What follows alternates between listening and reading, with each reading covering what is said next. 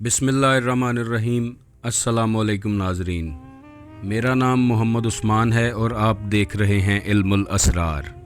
ناظرین، یہ ویڈیو مجھے انتہائی افسوس کے ساتھ بنانی پڑ رہی ہے، کیونکہ سال کا وہ وقت آنے والا ہے، وہ مہینہ آنے والا ہے کہ جب لوگ نئے سال کی مبارکباد دینی شروع کریں گے۔ آپ کو ڈھیروں میسیجز موصول ہوں گے جس میں نئے اسلامی سال کی مبارکباد پیش کی جائے گی۔ حالانکہ اسلامی سال کی ابتدا بھی قربانی سے اور اختتام بھی قربانی پر ہوتا ہے۔ اس سال کسی کو نیا سال مبارک کہنے سے پہلے قرآن کی ایک آیت کے بارے میں جاننا بہت ضروری ہے۔ سورہ شورا کی ایک آیت میں اللہ فرماتا ہے، قُل لَا أَسْأَلُكُمْ عَلَيْهِ أَجْرًا إِلَّا الْمَوَدَّةَ فِي الْقُرْبَى، کہ اے محمد صلی اللہ علیہ وآلہ وسلم کہہ دیجئے کہ میں تم سے رسالت کا معاوضہ طلب نہیں کرتا سوائے اس کے کہ میری آل اولاد میرے عزیز و اقارب سے مودت رکھنا۔ یہاں اس آیت میں محبت کا لفظ استعمال نہیں کیا گیا بلکہ مودت کا لفظ استعمال ہوا ہے۔ اس آیت کا مفہوم ہے کہ حضور علیہ الصلوۃ والسلام نے ہمیں سچا دین عطا کیا، اللہ تعالیٰ کا تعارف کروایا، ظلمت کے اندھیرے سے نکال کر ہدایت کی روشنی میں لے کر آئے، ہمیں جینے کا ڈھنگ سکھایا، زندگی گزارنے کے طور طریقے سکھائے۔ اس کے عوض صرف ایک چیز کا حکم ہے کہ میری اولاد سے محبت نہیں مودت رکھنی ہے۔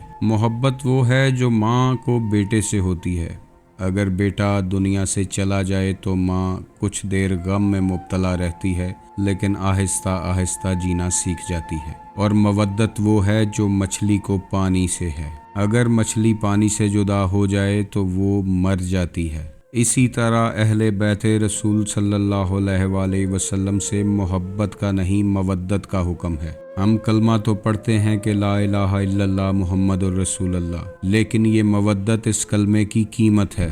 وہ کلمہ جو انسان کی نجات کا سبب ہے، اس کلمے کی قیمت ہے یہ مودت۔ رسول کریم علیہ الصلوۃ والسلام نے فرمایا کہ میں تم میں دو بھاری چیزیں چھوڑ کے جا رہا ہوں، ایک اللہ کی کتاب جسے مضبوطی سے تھامے رکھنا، اور ایک میری اہل بیت کے جن کے بارے میں میں تمہیں اللہ سے ڈراتا ہوں۔ حضور علیہ السلام نے فرمایا کہ میری اہل بیت سفینہ نوح کی طرح ہے، یعنی سفینہ نوح، کشتی نوح پہ جو لوگ سوار تھے وہ نجات پا گئے تھے۔ اسی طرح جو لوگ اہل بیت کا دامن چھوڑ دیں گے، نجات ان کے لیے نہیں ہوگی، وہ نجات تک نہیں پہنچ پائیں گے۔ حضور نے اپنی پاک اور پیاری بیٹی سیدہ کائنات کے بارے میں فرمایا کہ یہ سیدہ کائنات میرے جگر کا ٹکڑا ہیں، جس نے انہیں دکھ دیا اس نے مجھے دکھ دیا، اور حضرت محمد صلی اللہ علیہ وآلہ وسلم کو دکھ دینا اللہ کو دکھ دینے کے برابر ہے، کیونکہ ان سے محبت اللہ سے محبت ہے اور ان سے دشمنی اللہ سے دشمنی ہے۔ ہمارے علاقے میں اگر کوئی فوت ہو جائے، انتقال کر جائے، دنیا سے چلا جائے تو اس کے گھر میں جا کر کبھی ہم مبارکباد پیش نہیں کرتے۔ علامہ اقبال نے فرمایا کہ کی محمد سے وفا تو نے تو ہم تیرے ہیں،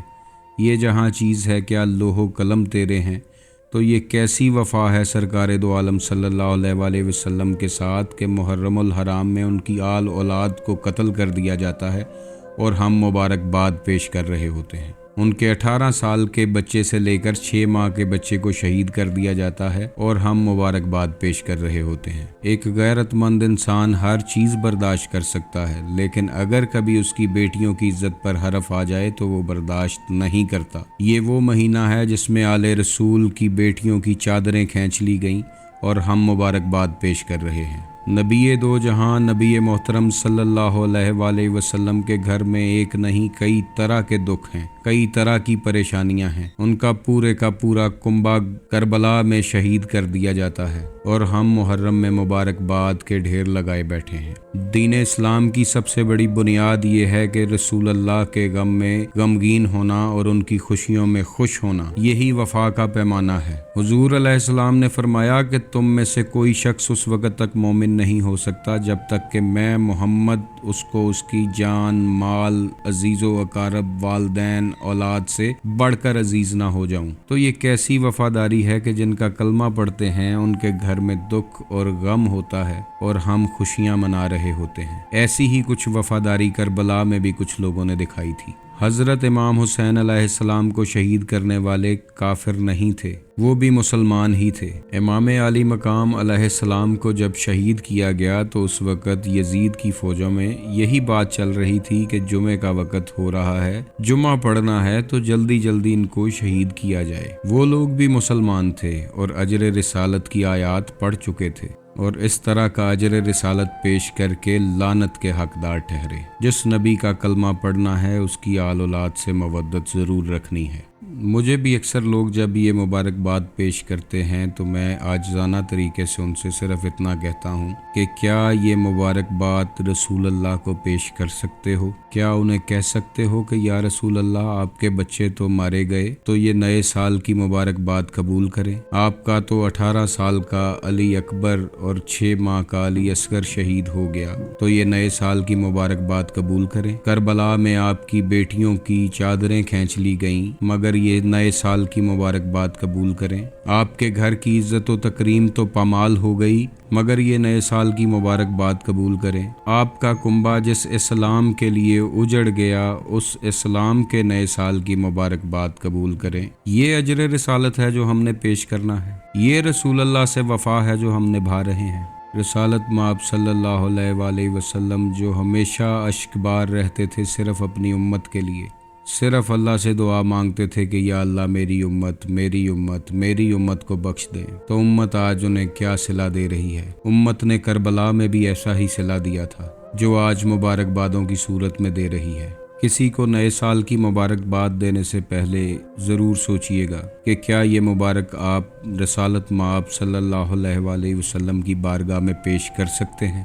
ہم محرم کی چھٹیوں میں بھی پکنک منا رہے ہوتے ہیں، یہ رسول کریم علیہ السلام سے وفاداری نہیں ہے۔ یہ ویڈیو کسی خاص مکتب فکر کے لیے نہیں بلکہ سنی، شیعہ، وہابی، دیوبندی سب کے لیے ہے، کیونکہ رسول اللہ صلی اللہ علیہ وآلہ وسلم کا کلمہ ہم سب پڑھتے ہیں، تو جن کا کلمہ پڑھتے ہیں ان سے وفاداری ہی دین کی شرط ہے۔ رسول کریم علیہ السلام اور ان کی اہل بیت کو چھوڑ کر آپ اللہ کی طرف بھی جائیں گے تو اللہ آپ کو نہیں ملے گا، کیونکہ اللہ کا تعارف کرانے والی یہی ہستیاں ہیں، اللہ کا تعارف اسی گھر نے کروایا ہے۔ اس ویڈیو کو زیادہ سے زیادہ شیئر کیجیے گا، لائک کیجیے گا، تاکہ کسی ایک کو بھی اگر اس ویڈیو سے ہدایت مل گئی تو وہ آپ کے اور میرے لیے بخشش کا سامان بن جائے گا۔ اس دعا کے ساتھ ویڈیو کو ختم کرتے ہیں کہ اللہ آپ کو اور مجھے حضور علیہ الصلوۃ والسلام اور ان کی آل اولاد سے وفاداری کی توفیق عطا فرمائے۔ آپ خوش رہیں، آباد رہیں، اللہ حافظ۔